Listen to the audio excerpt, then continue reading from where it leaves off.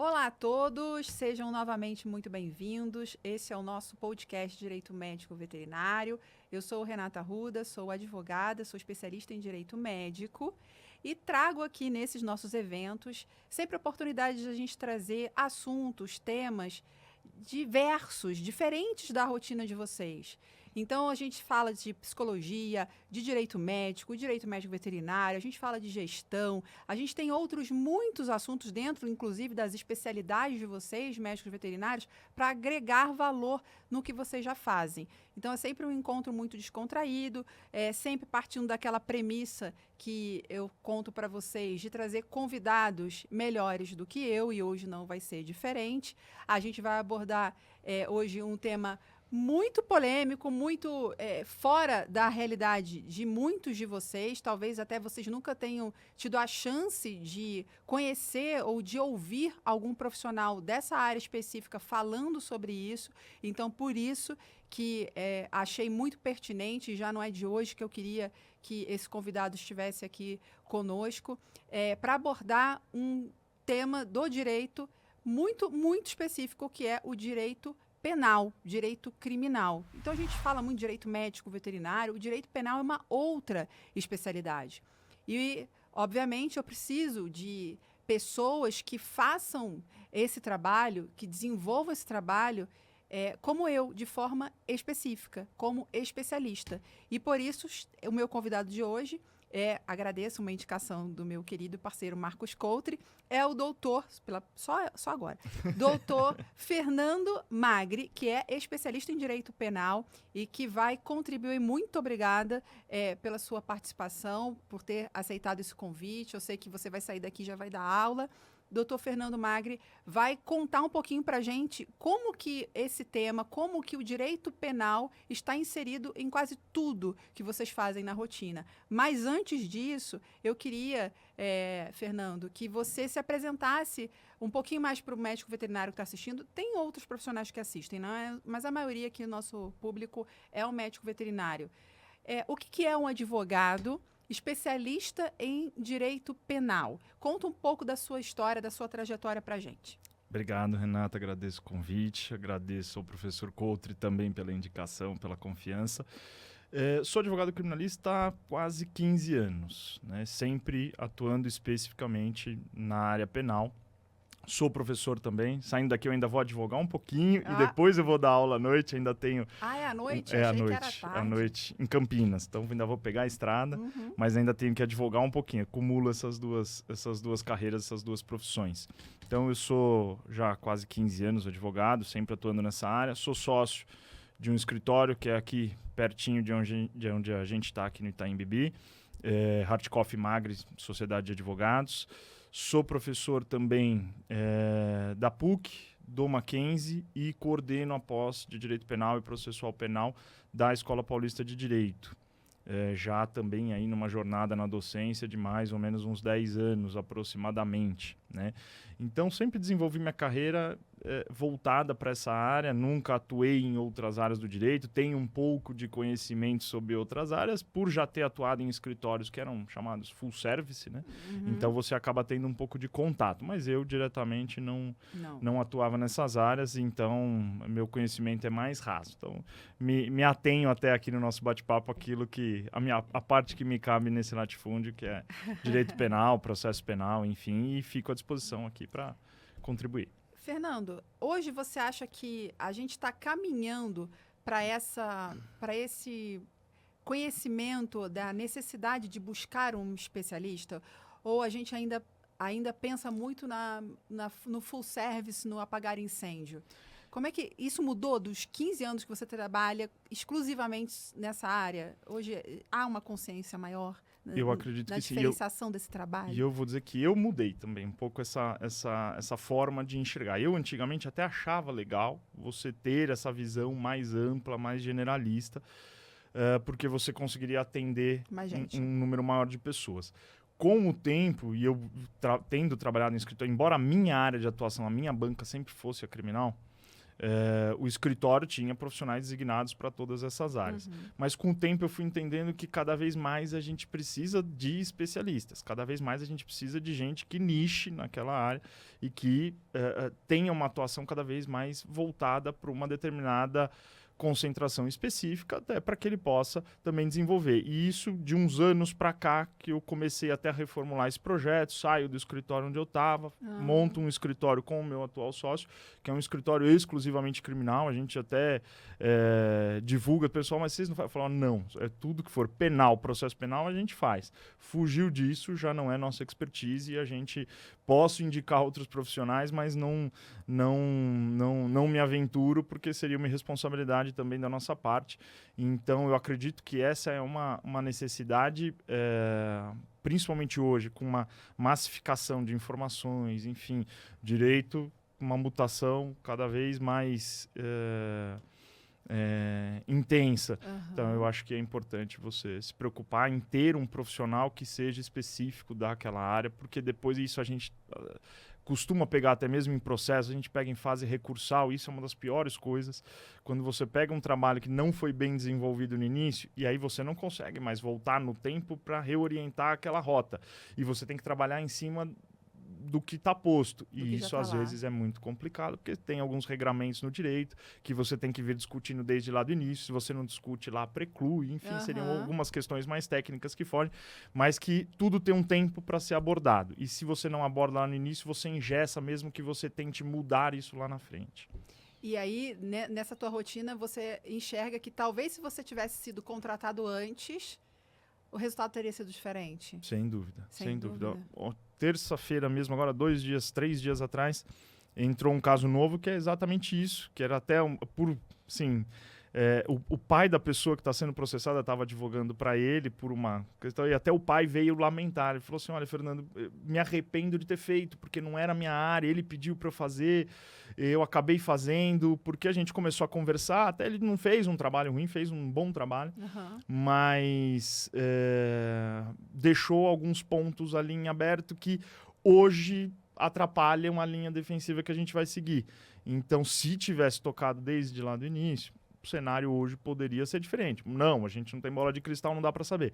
Mas é totalmente diferente quando a gente pega um processo desde o início, desde a fase de investigação, depois vira processo, do que você entrar, por exemplo, numa fase já recursal, para fazer recursos, por exemplo, a tribunais superiores e tudo mais, que aí você tem que falar para o cliente, falar, olha, aqui nós vamos fazer isso, isso e isso. O ideal era que isso tivesse sido abordado lá atrás. Eu não sei se eu estou enganada, mas eu acho que as pessoas ainda não sabem isso, né? Quem vai te contratar. Então, precisa de essa abordagem sobre a especialidade, eu acho que ainda nem todo mundo tem acesso. Sim. E a gente só vai ter isso com o tempo. Eu acho que a gente fala tanto em direito, essas especialidades existem há tanto tempo, mas muita gente ainda acha que um advogado pode resolver tudo. Às vezes pode, né? Mas não é a realidade da maioria. Exato. E quando às vezes as pessoas procuram, eu faço um paralelo com a medicina. Isso. Você está com um problema no joelho, você não liga para um cardiologista, né? Você vai ligar para um ortopedista. E o direito é mais ou menos isso. Se você tem um problema criminal, você precisa de um advogado criminalista. Se você tem um problema no inventário, você precisa de um civilista. Se você tem um problema no imóvel, você precisa de alguém que trabalhe com direito imobiliário. E por aí vai. Só que isso também é um pouco do mercado. O mercado quer atender, como tem muitos advogados hoje, acho que também isso faz um pouco a meia-culpa da carreira. Então, muitos que vêm, muitas vezes o pessoal mais novo que está entrando no mercado, até por dificuldade financeira, acaba abraçando tudo que aparece. Então, acaba também dificultando que o leigo perceba essa diferença, perceba essa distinção. Então, aí ele fala, não, ele precisa do dinheiro, então ele fala que faz, o cliente acha que, então, ele é advogado, ele vai fazer tudo, ele enfim, o cliente não sabe. Mas acaba não sendo o melhor dos cenários. O ideal é sempre que você procure alguém especializado, enfim, que tenha uma formação voltada específica para aquilo, tanto em termos de teoria e prática, porque direito, teoria é uma coisa, prática é outra. Então, nas aulas eu falo isso para os alunos, eu falo, gente, ó, isso aqui é muito bonito, lindo, num mundo perfeito isso seria assim. Na prática, eu falei, gente, esquece isso, vai ser totalmente oposto, ninguém vai falar isso para vocês. Poxa, mas como assim, professor? Eu falo, na prática vai ser diferente, é muito importante isso, né? O direito penal é lindo. Sou suspeito. Eu acho lindo, Era uma área, o doutor Fernando esteve comigo no meu curso esse ano de prontuário, então foi uma aula espetacular que você deu. Obrigado. Inclusive, para quem estava assistindo, eu falava, olha, não perde, porque de fato é muito novo, né? Você trazer, esse é o objetivo do nosso podcast hoje, trazer a realidade do direito penal para o que eles fazem, o que a gente faz, né? Então, eu contei lá no curso que a prova da OAB que eu fiz foi direito penal. Eu acho que é a primeira paixão na faculdade da maioria e depois, óbvio, perdi o direito penal, mas durante muito tempo eu achei que eu era do direito penal, porque eu acho que ele é um pouco fascinante, Sim. sabe? Essa questão, acho que até muito pela cultura que a gente vê fora, né, em filme, então acho que a gente fica um pouco apaixonado pelo direito penal e depois alguns seguem, outros não. Acho que a maioria sai, né? Uhum. Vai mais para a área civil, que é uma área mais abrangente. Mas o que eu gostaria da sua presença aqui, já falando nesses problemas da rotina do médico veterinário, mostrar, voltando para a questão da especialidade, que muita gente me procura assim, Renata, você não pode me ajudar? Aconteceu isso. Aconteceu do cliente, é que eu não quero dar spoiler, fazer exatamente isso, XYZ. E eu falo, puxa vida, isso aí é penal. Nessa parte, eu não posso te ajudar.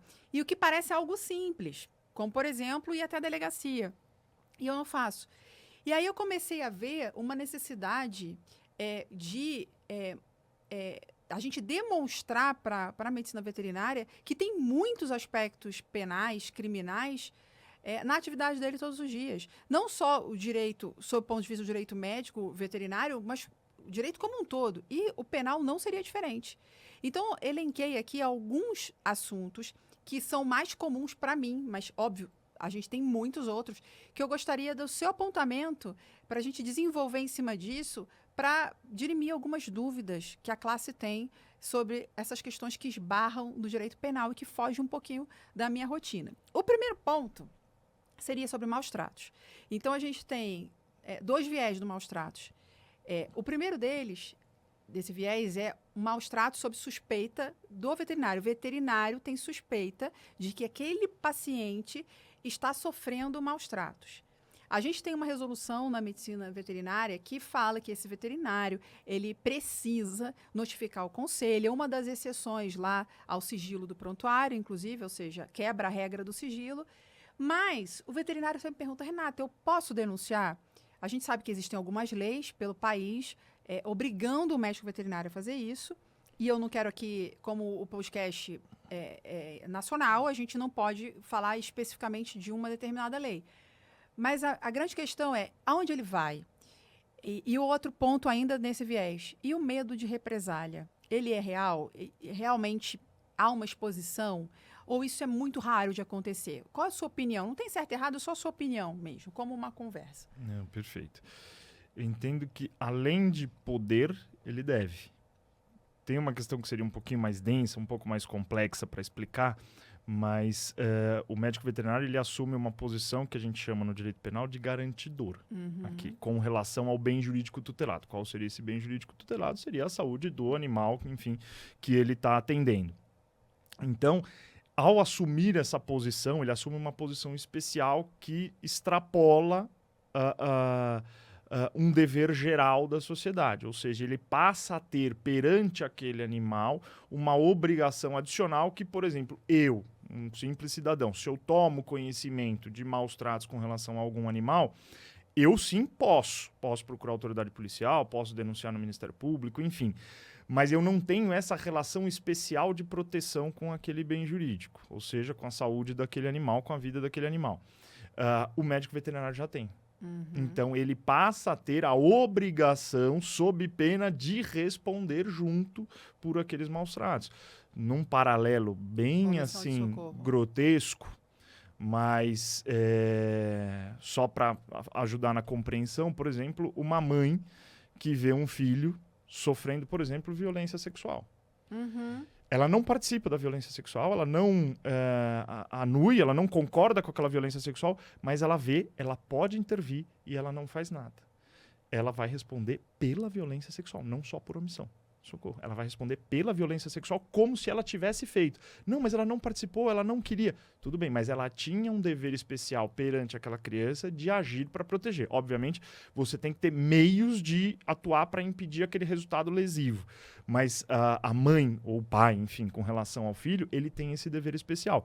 Então, estou fazendo uma comparação bem ampla aqui, bem abrangente, mas só para ajudar a esclarecer essa relação especial que o médico veterinário tem. Então, ele tem essa obrigação de comunicar e ele pode fazer isso ou registrando um boletim de ocorrência, ou, eventualmente, fazendo que a gente chama notícia de fato no sistema do Ministério Público. Então, você acessa, isso dá para fazer de forma remota, de forma online. Tá. Então, é só acessar, relatar a história, enfim, dando o máximo de detalhes possível. Delegacia qualquer uma. De preferência, delegacia do meio ambiente. Se não souber onde tem, ou às vezes na localidade não tem uma delegacia do meio ambiente, pode ser uma comum, uma normal, porque é obrigação deles registrarem, eles registram aquela ocorrência e depois é obrigação da polícia fazer o encaminhamento para a circunscrição responsável. Então, se tem uma especializada, eles vão registrar e vão. Muitas vezes você vai bater numa que é uma delegacia geral e eles não vão querer registrar o ocorrência. Não, você tem que ir na delegacia do meio ambiente. É o ideal, porque você já vai direto na fonte. Mas, se não, eles são obrigados a fazer, só que eles muitas vezes não vão querer fazer, mas são obrigados a registrar a ocorrência e aí incumbe a polícia fazer depois o encaminhamento. Se você deliberar por ir presencialmente fazer. Se não, você pode também registrar, a depender da localidade, depende do sistema da Secretaria de Segurança de cada estado, você poderia fazer também de forma remota, online, o registro dessa ocorrência. Ou via Ministério Público também. E aí leva o prontuário, porque a maior prova que ele tem é daquilo que ele viu. Né? Então, o prontuário é a prova dele de que esse paciente tem suspeitas de maus tratos. Perfeito. E como é que fica a questão da represália? Pode ser feito de forma anônima? Por exemplo, a denúncia no Ministério Público, em geral, sim. Mas como é que fica essa prova? Pode ser feito? Pode. Aí a gente vai um pouco para a prática. Na prática, o que acontece? Quando você contar a história, você vai ter que narrar como que se desenvolveu. Embora você não dê o seu nome, você não dê os seus dados de qualificação, pela história dá para saber. Sim. Já peguei processos em que a pessoa era testemunha protegida, os dados ocultos, aí ela começa. Namorei com o réu por 15 anos. Pronto, o réu já sabia quem era aquela pessoa. Então, não fazia sentido para ela ter os dados ocultos. Então, aqui, dentro do contexto, ele vai ter que relatar como que tomou conhecimento. Tomei conhecimento porque veio para atendimento. Então, o tutor daquele animal, ele vai saber que aquela notícia chegou por conta do profissional que atendeu o animal dele. Então, é difícil, aí sendo bem franco, é difícil que você consiga ocultar. Mas, de certa forma, para essa pessoa, se ela tentar alguma iniciativa no sentido de uma represália, enfim, de algum revanchismo, ela começa a piorar um pouco mais o cenário dela, podendo até mesmo começar a discutir eventual prisão cautelar, que seria uma prisão preventiva, porque ela está atrapalhando, está intimidando as pessoas que tomaram conhecimento e que levaram a conhecimento também da autoridade aquela informação, aquela notícia. Então, não é comum, tá? Essa represália não é comum, porque a pessoa, um impacto que eu vejo, assim, quando a pessoa recebe uma intimação para comparecer na delegacia, ela toma um susto. Primeira coisa, ela vai procurar um advogado, enfim, vai tentar saber o que é. E o próprio advogado muitas vezes vai orientar, nem se aproxime da clínica, não converse, porque se o médico veterinário vai lá e fala que você procurou, tentou intimidar, você começa a pegar um problema que era de uma magnitude média e você começa a transformar isso numa coisa mais grave. Antes de eu fazer a outra pergunta que me veio, porque ele começa, flui, né, conhecimento, assim, e aí a gente começa a fugir do meu script aqui. Mas tudo bem que a gente foge sempre. E quando o veterinário, que é o que mais chega para mim, ele é o denunciado, ele é o que está sendo investigado.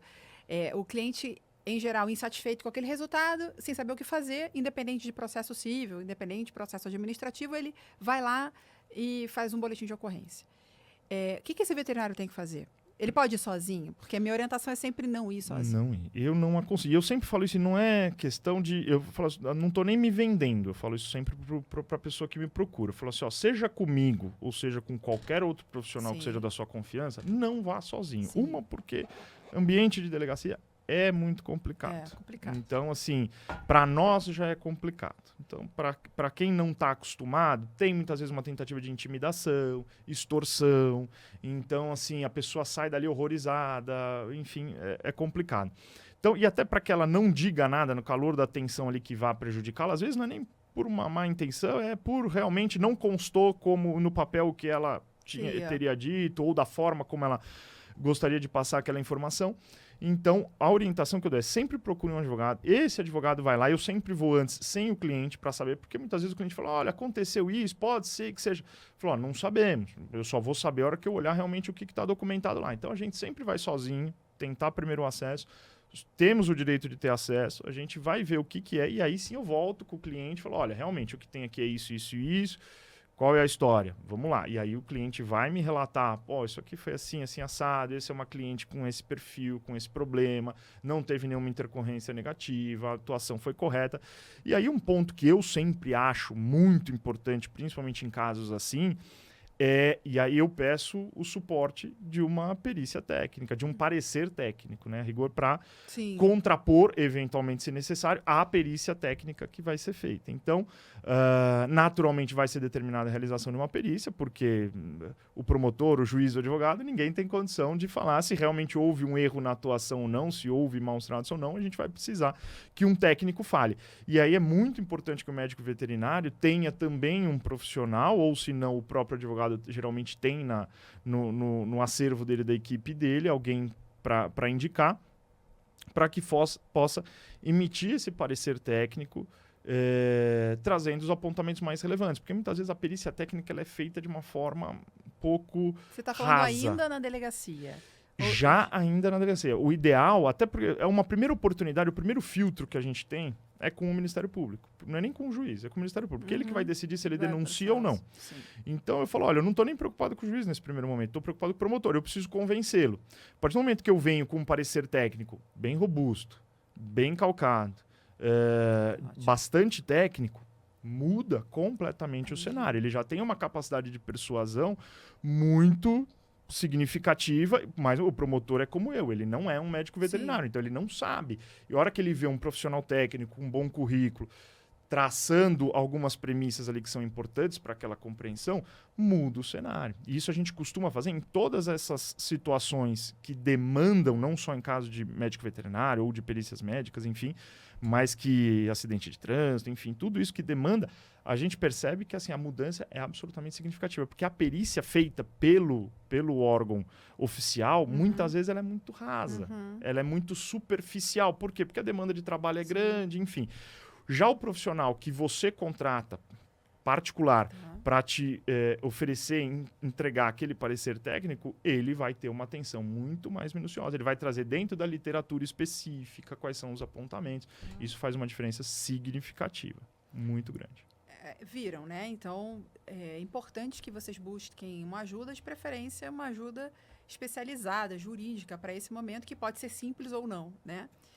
Existe o crime de omissão de socorro, o cliente fala isso muito, cliente da medicina veterinária, omissão de socorro do veterinário para com o animal, comparando o crime de omissão de socorro lá do Código Penal para isso.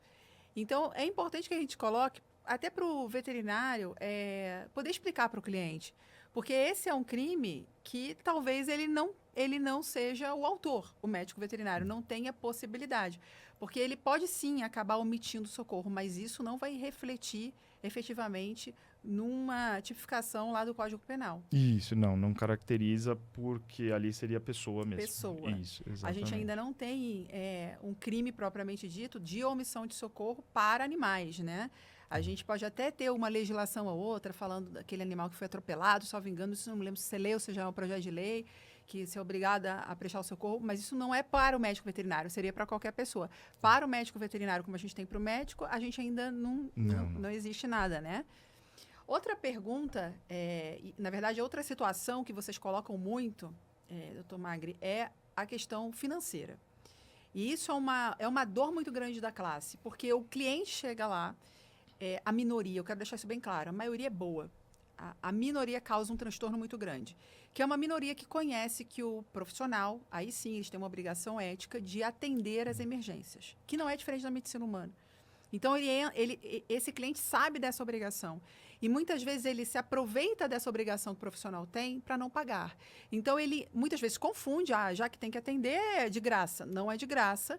E às vezes ele já vai, como foi uma das perguntas que fizeram agora no curso que a gente deu de recusa e retirada sem alta, e em que o veterinário falou, o cliente já disse, você tem que atender, pode atender, o animal internado não tendo muito o que fazer, e o cliente manifesta, se expressa nesse sentido, você vai ter que fazer mesmo, você é obrigado, eu não vou pagar nada agora. Isso é caso de polícia? Ou pode virar caso de polícia? Pode caracterizar eventualmente estelionato. Se você consegue demonstrar, até nesse ponto que de forma antecipada, o cliente já foi procurar o atendimento, com a intenção de não efetuar o pagamento, porque no estelionato o dolo tem que ser anterior, ou seja, a intenção de fraudar, enfim, de criar aquele engodo, ela tem que ser anterior, se for posterior, não. Então já tem que partir da premissa de que ele chegou lá com essa intenção de não pagar, de se aproveitar dessa obrigação ética do médico veterinário, eventualmente pode ter uma intercorrência criminal, sim, vai depender do contexto, vai depender de conseguir demonstrar isso. Eventualmente, se ele tinha a intenção, mas chega lá, o custo ficou um pouco mais alto, ele não conseguiu arcar ou consegue arcar parcialmente, aí eventualmente pode caracterizar só uma questão de natureza civil mesmo, o que muitas vezes chama de desacordo comercial. Então, pode, por isso que depende muito do caso concreto, mas se evidenciar que havia essa má-fé anterior, pode caracterizar eventualmente um estelionato, enfim. Eu sempre falei isso, doutor Fernando, e algumas pessoas aí estão de prova, porque é uma má-fé muito nítida em alguns casos, só difícil de provar, mas que, na minha visão, que não sou especialista em direito penal, é um estelionatário. Sim. Ele entra com a intenção de não quero pagar. Então, por isso que muitas vezes eu recomendo que, nesse atendimento emergencial, esse cliente já assine um documento de que ele está ciente que aquele atendimento vai acontecer mediante cobrança, que não é um estabelecimento público, é particular. Então, vai ter sim uma cobrança. E quando ele já manifesta, não vou pagar, isso já traz um sinal de que, você está agindo de má fé, porque...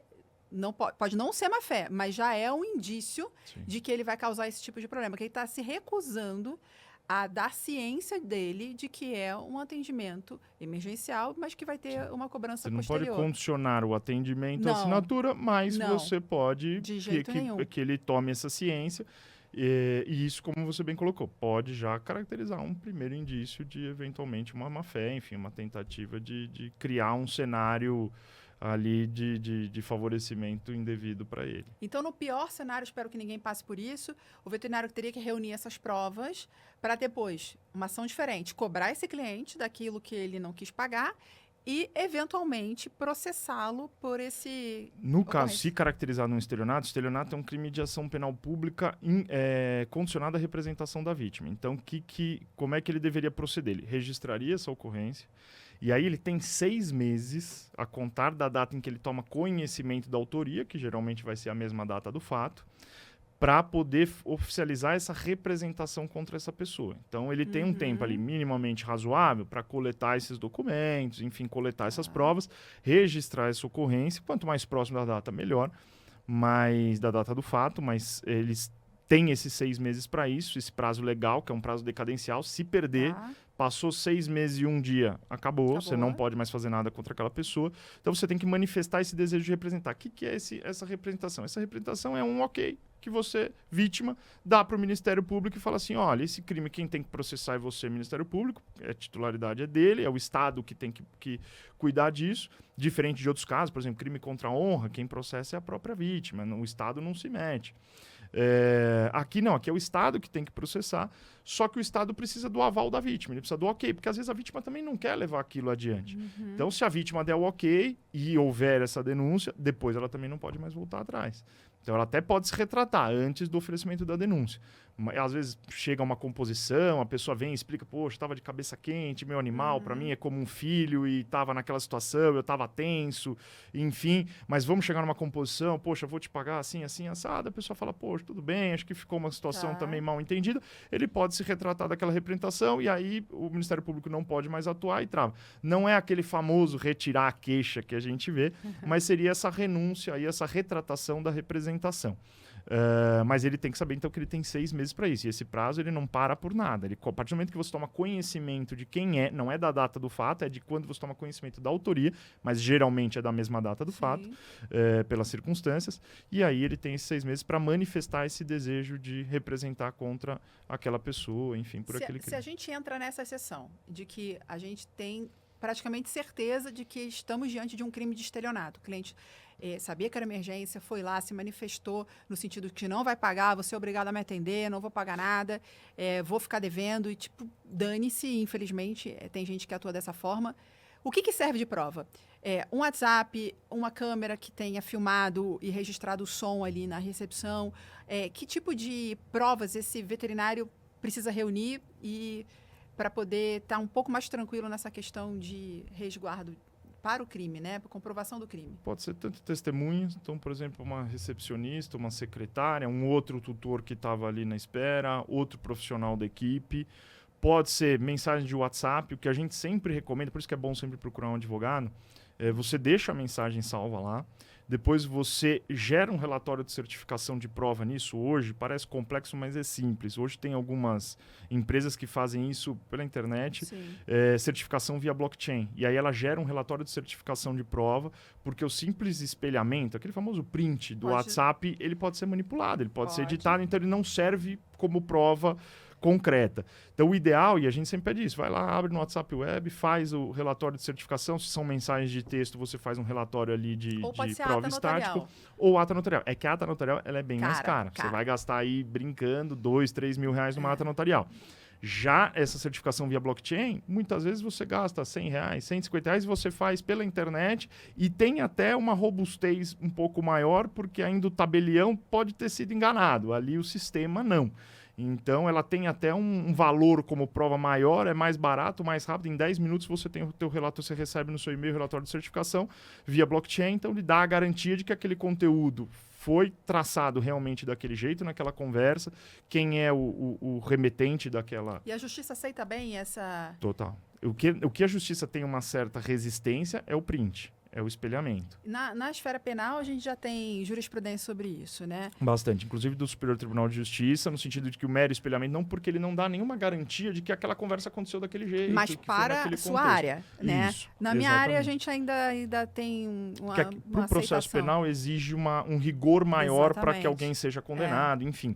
Então, eu não conseguiria apontar com base nisso, que a gente já pegou vários casos em que a pessoa, às vezes, ela corta a conversa em algumas partes e ela monta a história. Exatamente. Você pode editar. Exatamente. Mensagem editável na hora, né? Você manda e depois, eu vou apagar o xingamento. Por isso que a certificação via blockchain, ela certifica, em tal dia, tal hora, era esse o conteúdo que tinha. Se houve uma alteração depois, isso vale para a página da internet, enfim. Se for, por exemplo, uma gravação de uma conversa telefônica, você pode gravar, tá? O que a gente não pode gravar é conversa de terceiros. Se você é um dos interlocutores e você não põe nenhum terceiro naquela conversa, é você e aquela pessoa, por exemplo, o médico veterinário e o tutor, você tem o direito legal de gravar, embora essa gravação tenha o nome de gravação clandestina. Pode ser também uma gravação ambiental, clandestina. Então, você coloca lá um gravadorzinho na tua sala, deixa o teu celular gravando. Pô, mas isso é crime? Será que eu estou cometendo um crime de gravar aquela conversa? Será que eu posso usar isso como prova? Isso é tranquilo, dentro do entendimento dos nossos tribunais, inclusive superiores, que aqui, quando você fala em conversação telefônica, em gravação ambiental, a gente protege o direito à privacidade. Só que, se você é um interlocutor e aquela pessoa te falou tudo aquilo, ela abriu mão do direito dela à privacidade quando ela decidiu te relatar tudo aquilo. Ela participou daquela conversa com você. Então, o que você não pode colocar é um terceiro que não estava na conversa ouvindo, ou um terceiro sem que os dois interlocutores participem daquela conversa, fique ouvindo. Isso não pode. Mas essa gravação, embora ela tenha esse nome, gravação clandestina, parece que é algo ilícito. Não é. Você tem total mas liberdade a questão do sigilo profissional tem algum ponto que acabe atrapalhando essa possibilidade do veterinário de fazer essa prova? Ou ele só está fazendo porque houve um crime e ele está querendo justamente se documentar? Do ponto de vista penal, processual penal, garanto que não. Perfeitamente tranquilo. Eu, por exemplo, eu nunca oriento testemunhas, porque isso poderia caracterizar o crime e também deu auxiliando ali um falso testemunho. Então, não é uma prática que eu tenho. Mas muitas vezes o cliente, poxa, doutor, eu gostaria que você conversasse com a testemunha. Eu falo, tudo bem, eu vou explicar para ela como que é a audiência, o que vai acontecer, posso ouvir a história dela, ela vai me contar, porque eu tenho o direito de ouvir a história dela, até para que eu me prepare para quando eu for inquiri-la. Mas eu nunca vou falar, ó, diga isso, não diga aquilo. Então, muitas vezes, quando eu mesmo gravo a conversa. Falo que se amanhã ou depois alguém virar para mim, e eu tô ali numa relação profissional, e falar que eu induzi ou que eu orientei a falar A, B ou C, a mentir, eu tenho a minha gravação ali. Então, eu próprio faço isso quando eu percebo que é uma situação que me parece um pouco desconfortável. Então, o médico veterinário pode, sem nenhum problema, e não há nenhuma violação, vou colocar assim, do ponto de vista penal ou processual penal, que o impedisse, que invalidasse essa coleta. Mas só porque ele está sendo vítima de um crime. Exato. Tá. Nas circunstâncias normais, seria o prontuário. Isso, exatamente. Tá. Perfeito. O assunto é polêmico, né? Sim. A gente está fugindo assim. Nossa, mas dá para ficar 8 horas falando. E é difícil aqui, porque eu achei que a gente ia conseguir condensar, e eu falei, não, 5 pontos. Tranquilo. Não tá tranquilo, não. Eu mesmo tô tranquila. O prontuário. A gente falou disso com mais tempo. Foi 1 hora só disso, tá, gente? Então, no próximo curso de prontuário, estejam. No curso de prontuário, a gente falou sobre os aspectos penais do uso do prontuário. A gente vai resumir aqui em 1 minuto, porque a gente tem mais 2 pontos aqui muito tensos, que a gente precisa dedicar mais tempo. Mas o prontuário é um documento que a gente não tem como deixar de falar sobre ele, porque todo mundo usa. E aí existem as famosas alterações, adulterações. Em que momento isso coloca o veterinário numa situação de risco para um eventual processo penal? A gente tem alguns crimes de falsidade. Um deles é a falsidade ideológica, que seria você inserir uma informação falsa em um documento verdadeiro. Então, o prontuário é um documento verdadeiro, como regra, um documento particular. Tu pode dar premissa que é um consultório, uma clínica particular, enfim. Mas se for público também, não muda nada, continua sendo um crime de falso. Então, ele é um documento verdadeiro. O papel que está ali é verdadeiro. Só que a informação constante é falsa. Então, se o médico veterinário lança nesse prontuário, ele registra nesse prontuário uma informação que não condiz com a realidade, ele pode incidir num crime chamado falsidade ideológica. Está lá no artigo 299 do Código Penal. Se ele, porventura, não insere uma informação falsa, mas ele adultera o conteúdo do que já tinha constado, eventualmente pode caracterizar também uma falsidade material, né? Aí, ou um ou outro. Se ele faz uso desse documento, tem um outro crime no 304 do Código Penal, que é o uso de documento falso. Então, se ele usa de alguma forma, emprega um uso para esse prontuário, ele pode responder também por esse outro crime, que vai acabar absorvendo ou a falsidade ideológica ou a falsidade material.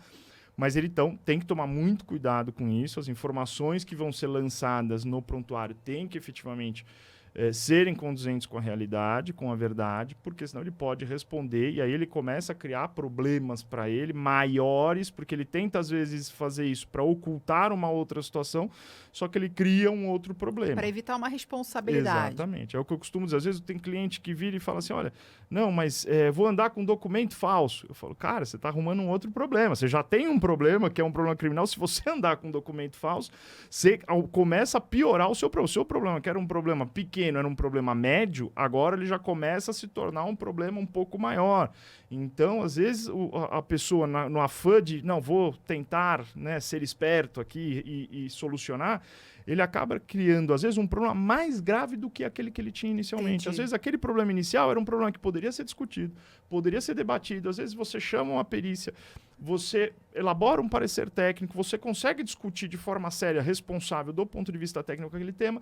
Agora, a partir do momento que eu tenho uma adulteração, e até num jogo psicológico, porque no processo ele traz esse jogo psicológico, o juiz, o promotor, enfim. Poxa, o cara falsificou? Poxa, então esse cara não é sério, ele não tem credibilidade, então realmente ele fez alguma coisa errada.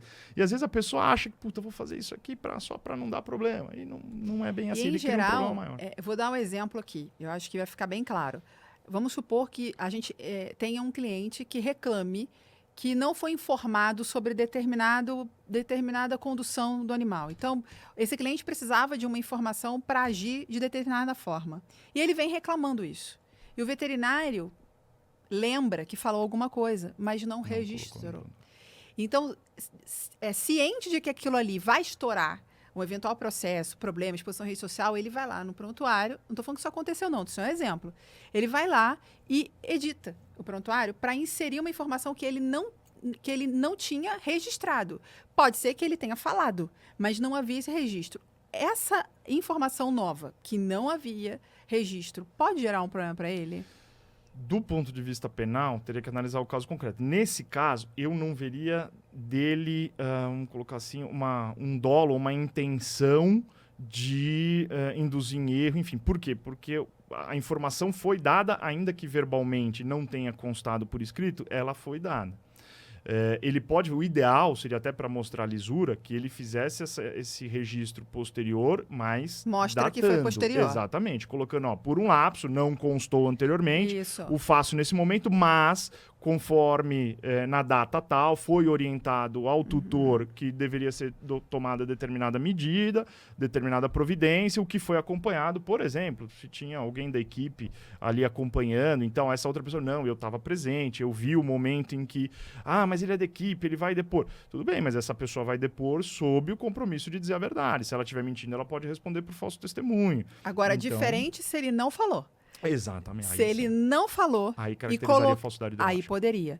E sem dúvida nenhuma chega lá e mudar a dose. E vi que eu dei uma dose maior, viu que o animal sofreu uma consequência, um eventual dano, e aí o cliente está reclamando, enfim, está gerando um problema. Às vezes o cliente nem sabe ainda. Ele vai lá e muda o passado, muda o que foi feito na origem. Isso poderia representar uma falsificação. Então, isso não chega para a medicina veterinária. Até porque os sistemas, muitas vezes, permitem que as edições sejam feitas e o veterinário, ciente de que o sistema permite, acha que aquilo está certo. Então, isso é fundamental que vocês...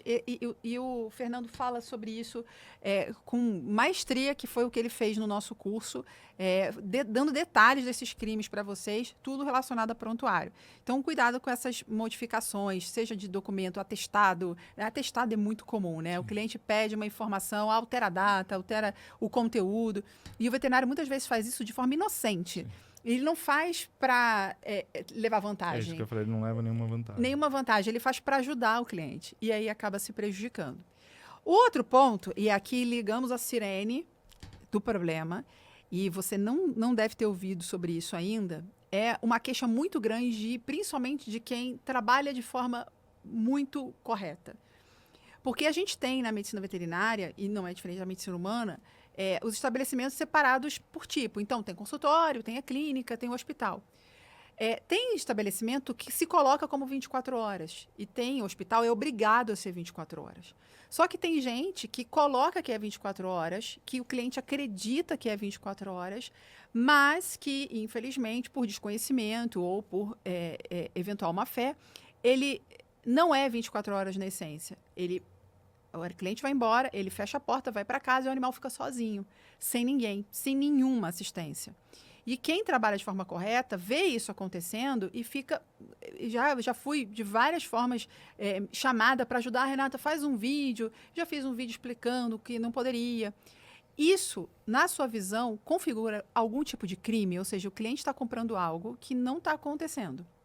Não estou nem falando só sobre publicidade, né? Sim. Que poderia até configurar. Mas poderia ir... Vamos supor que o animal morra, né, no período em que ele está sozinho.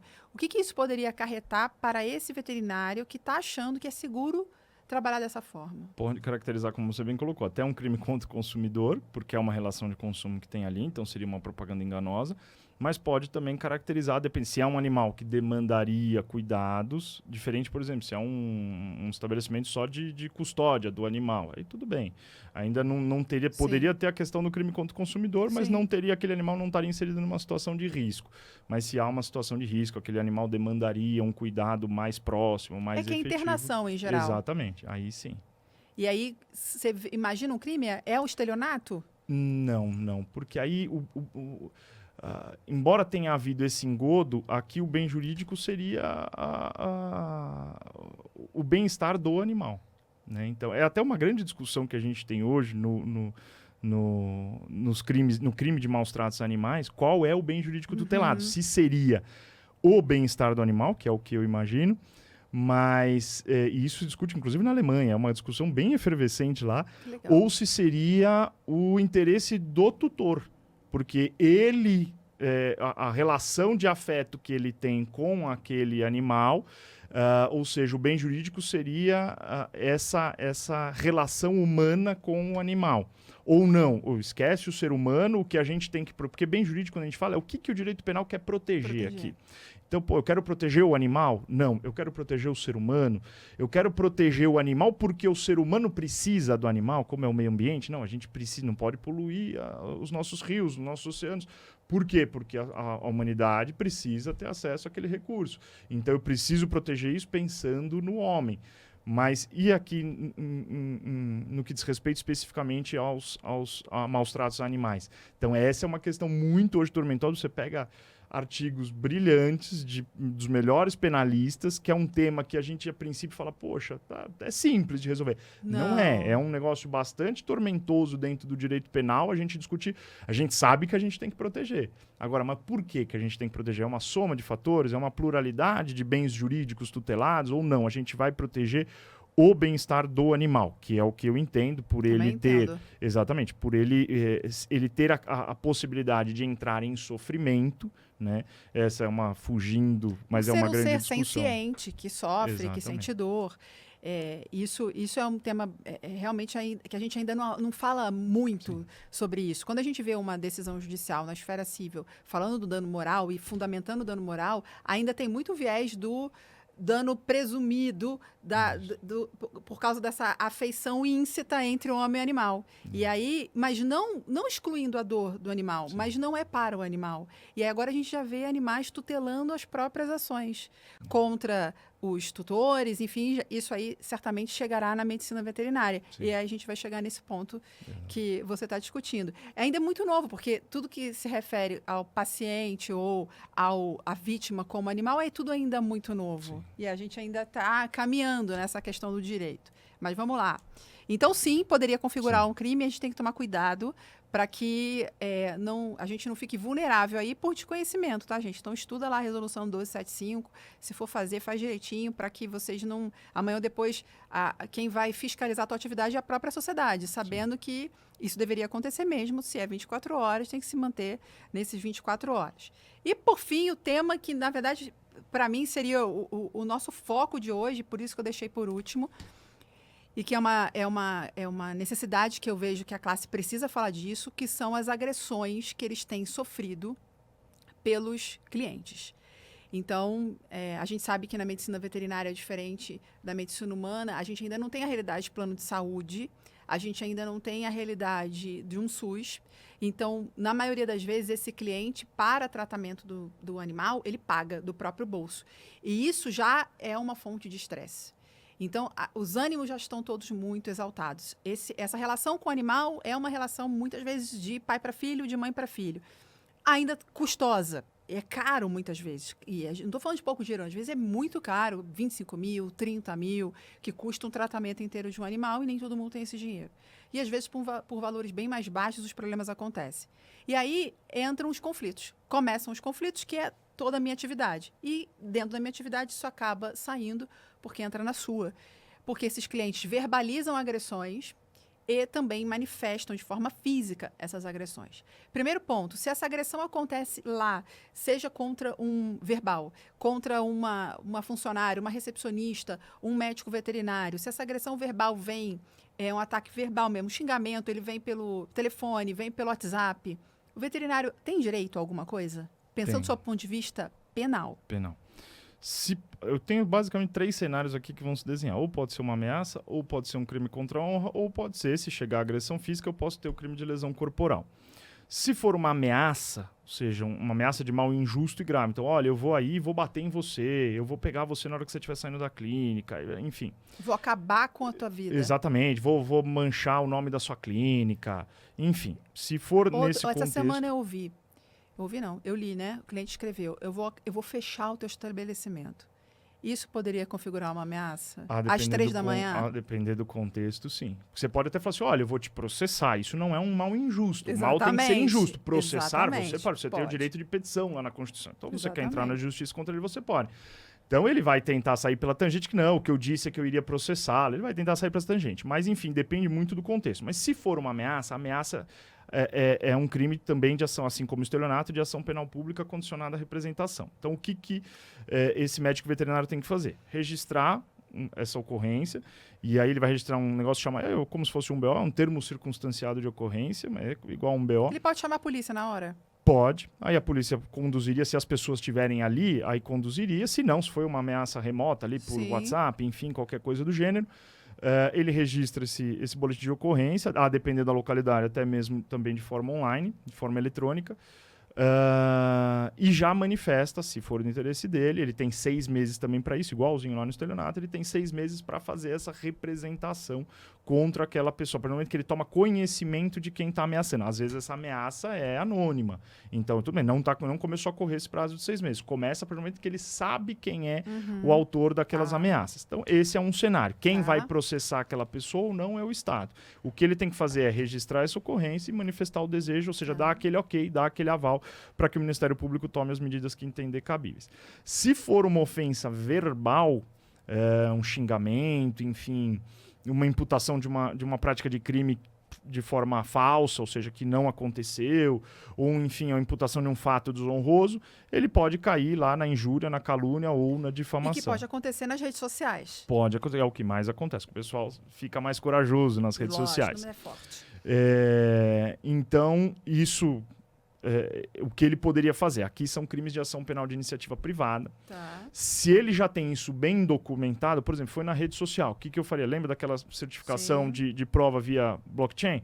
Faria isso, pega aquela página onde está aquela informação, e aí o ideal é que ele contratasse, então, um advogado para entrar com uma ação penal privada, ingressar com uma queixa-crime para iniciar um processo penal contra aquela pessoa. O prazo também é de 6 meses. Então toma cuidado. Vou lá na delegacia, vou registrar o BO. Tá tudo bem? Não, tá tudo bem lá na ameaça, porque você só tinha que representar. Aqui no crime contra a honra, não, porque aqui quem é o titular da ação, quem tem que mover aquela ação judicial é a própria vítima.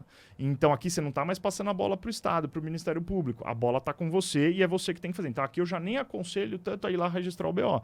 Você quer promover uma ação contra aquela pessoa? Quero. Então, tudo bem, contrata um advogado, você tem 6 meses para que esse advogado distribua essa ação. A hora que ele entrar, tudo bem, parou de contar o prazo, aí normal, segue o jogo. Mas faça isso. Às vezes, se ficou um pouco dúbio, o cara fez uma publicação na rede social, não ficou tão claro, você pode fazer um negócio que chama pedido de explicações em juízo. É um procedimento em que o juiz não vai atuar decidindo nada. A única coisa que o juiz vai fazer, você vai pedir para que aquela pessoa explique. O juiz vai intimar e falar assim, olha, você colocou um negócio aqui numa rede social X e o cara ficou na dúvida, ele quer entender se você está falando dele mesmo, se é mal, o que você quis dizer.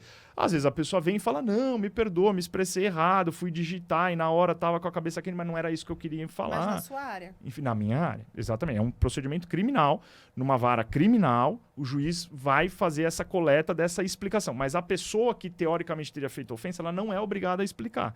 Se ela quiser, fala assim, não, eu ofendi mesmo e deixa, vou segurar. A pessoa é corajosa. Ela pode simplesmente ignorar aquilo. E o juiz não vai fazer, não. O juiz vai pegar, com a resposta ou não daquela pessoa, do suposto agressor verbal, o juiz vai virar e vai falar assim, olha, tá aqui o que foi colhido. Se vira agora. Ou você pega isso e instrui a tua ação penal, ou não. A única coisa que tem que tomar cuidado é que esse prazo de 6 meses ele não para por nada. Então, às vezes, se você entra com pedido de explicações, qual é a mensagem que você está passando? Que não está tão clara a ofensa. Porque se tiver clara a ofensa, você nem entra com pedido de explicações, você já vai direto para a ação penal.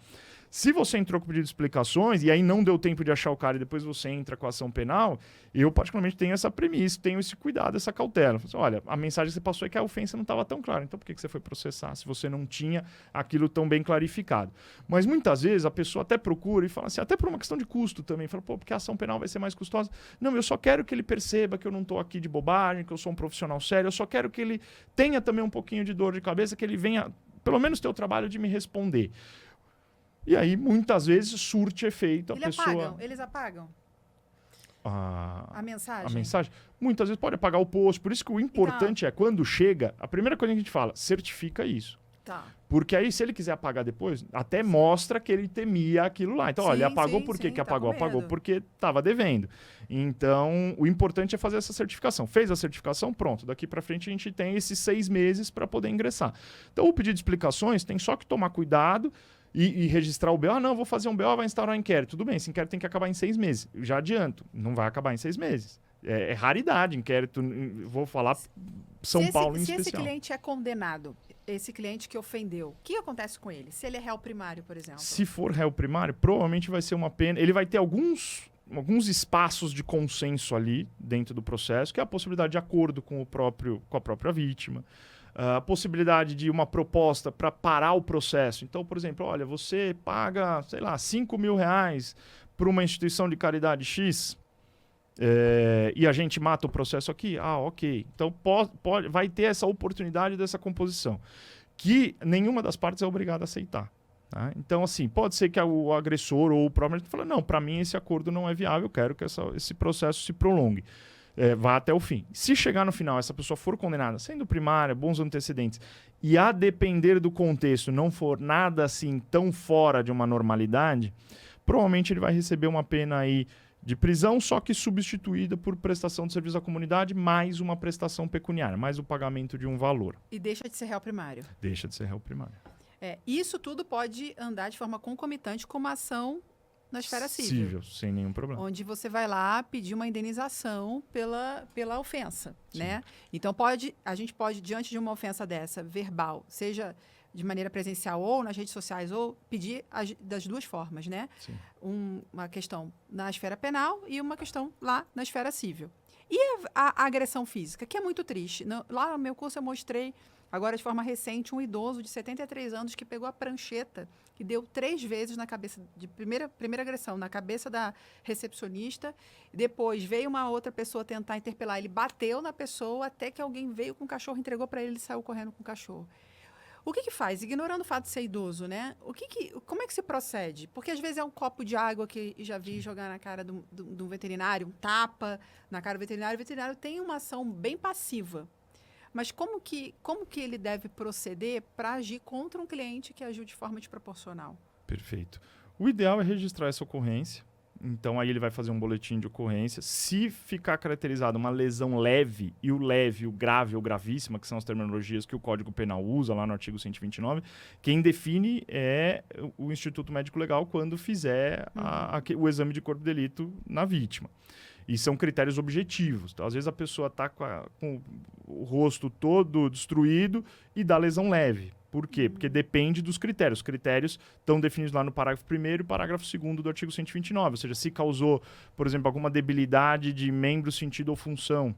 Então, isso pode debilidade permanente. Pode caracterizar que seria você consegue ainda usar, por exemplo, a sua mão, mas não da forma como antes, mas você ainda tem alguma utilidade. Isso seria uma lesão grave. Se você perder um membro, sentido ou função, por exemplo, uma audição, por um tapa, por alguma coisa, ou a visão, por um vidro que foi arremessado, qualquer coisa do gênero. Se você perder ou inutilizar um membro, sentido ou função, a gente já está falando de uma lesão gravíssima.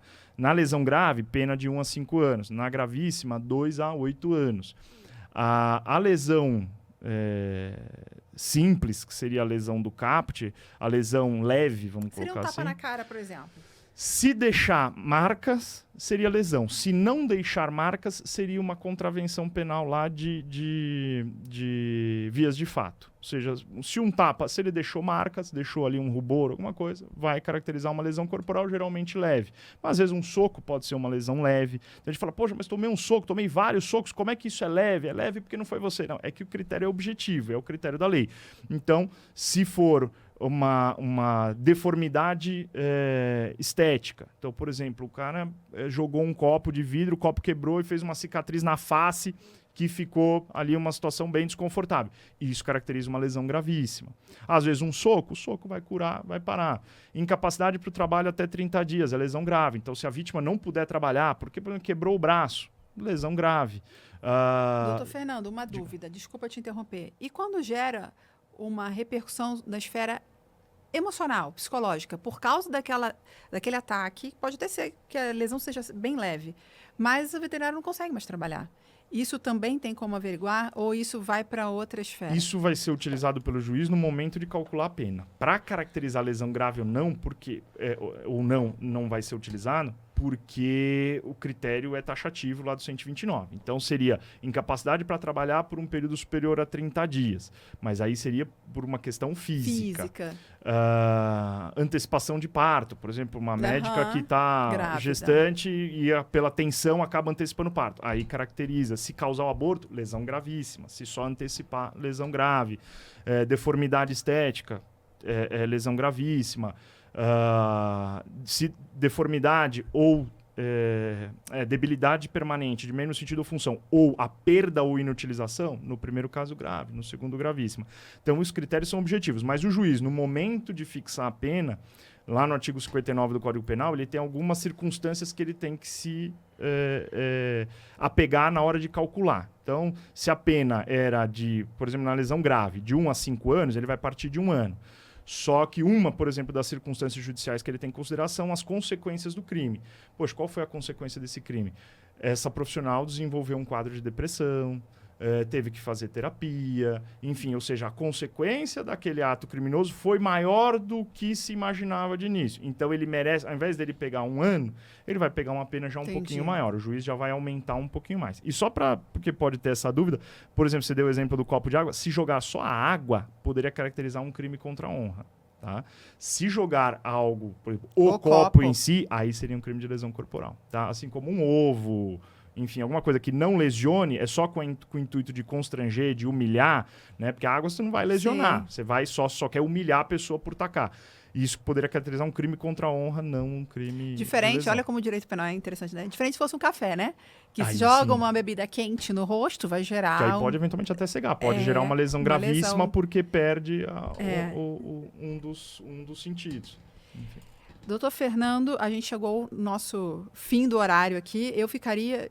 Não é querer elogiar, não. Eu ficaria horas aqui. Eu acho que o assunto...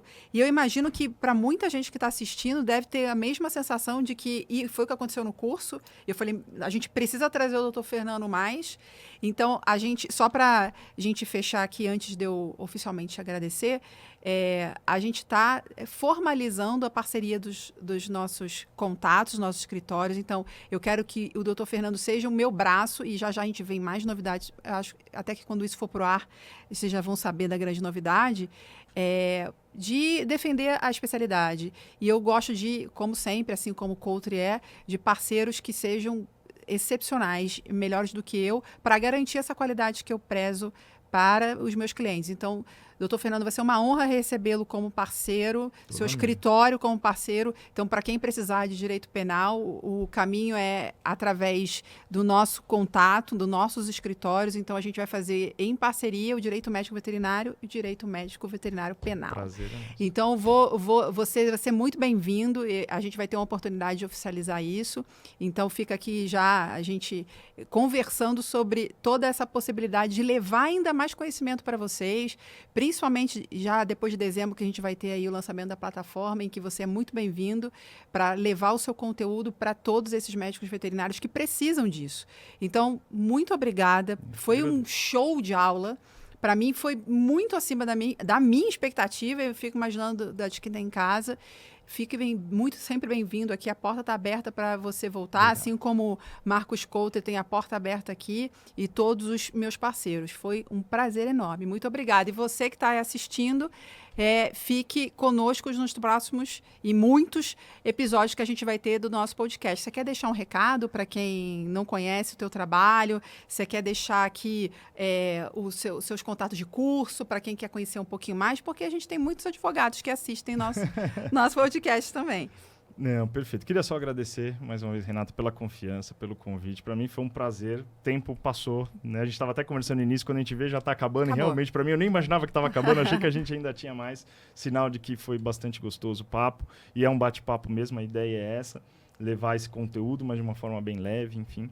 E agradeço demais, agradeço pela atenção de todos, quem se disponibilizou aqui a acompanhar. O que eu puder esclarecer de dúvidas, tem as minhas redes também, né? No Instagram, Prof. Fernando Magri, @Prof. Fernando Magri.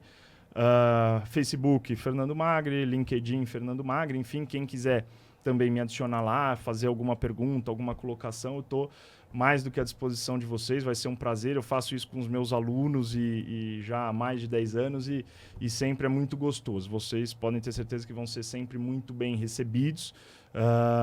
Como eu disse no início, eu sou advogado, sou sócio de um escritório, Hartkoff Magri Advogados. Então, se porventura alguém precisar tirar qualquer dúvida, enfim, qualquer aconselhamento, estou mais do que à disposição de vocês. A ideia é ajudar, é contribuir, é colaborar, e qualquer convite pode contar comigo, que Muito vai obrigada. ser um prazer retornar. Muito obrigada. E, gente, esse episódio vai estar completo no nosso YouTube, no canal do YouTube Acompanha, e lá no Spotify. Lá no link da bio no meu Instagram, vai ser fácil de acessar, é só apertar lá que vai direto por esse episódio, tá? Quando ele estiver na fase dele, na temporada dele.